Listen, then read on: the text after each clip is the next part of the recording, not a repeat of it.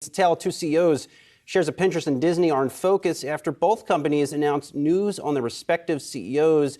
Disney announced that their board has unanimously voted to extend Bob Chapek to July 2025, and Pinterest founder Ben Silbermann said he is stepping aside as CEO. Let's start with Disney here, guys.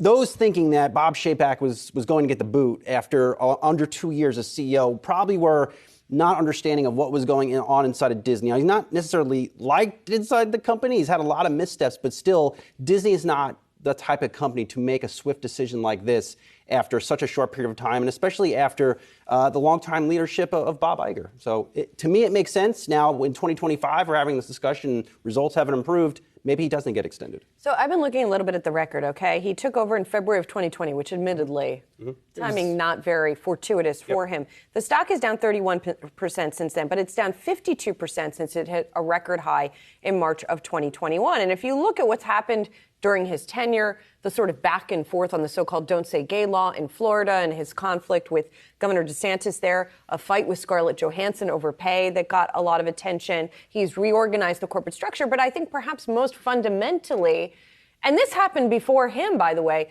the company pivoted towards streaming at a time where maybe now that strategy is looking less solid in the wake of Netflix's weakness. Now, again, that's not something that happened under him. Iger pushed for that change as well. So maybe that's one of the reasons perhaps they're giving him a little bit more leeway to see if that strategy is going to work over the longer term. And even in the early year that he was officially the CEO in title, Bob Iger still staying around early through the pandemic. So you had this jockeying that was kind of taking place to really figure out who the face of this leadership was at Disney, where Bob Iger was still looked at by the board as someone who could help them navigate, while Chapek, at the same time, in a reopening type of capacity, would be looked at for what he had the expertise at for years, which was parks and resorts. And that experience, as that's just starting to come back, I guess the bet on him is that he's going to be able to navigate them once again in a full reopening of parks and resorts,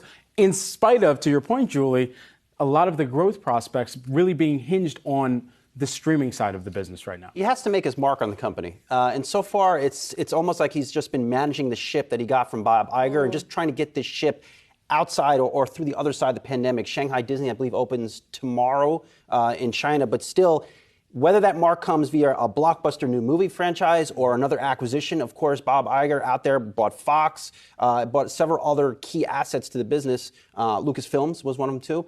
What is Bob Chapek going to do? How is he going to make his mark the next 3 years? I mean, the stock isn't moving much, but it's moving a little bit to the upside. So it's not as though there doesn't appear to be a lot of disappointment with this news, although now it's up a little bit less than it was earlier. So, you know, we'll end up seeing what happens.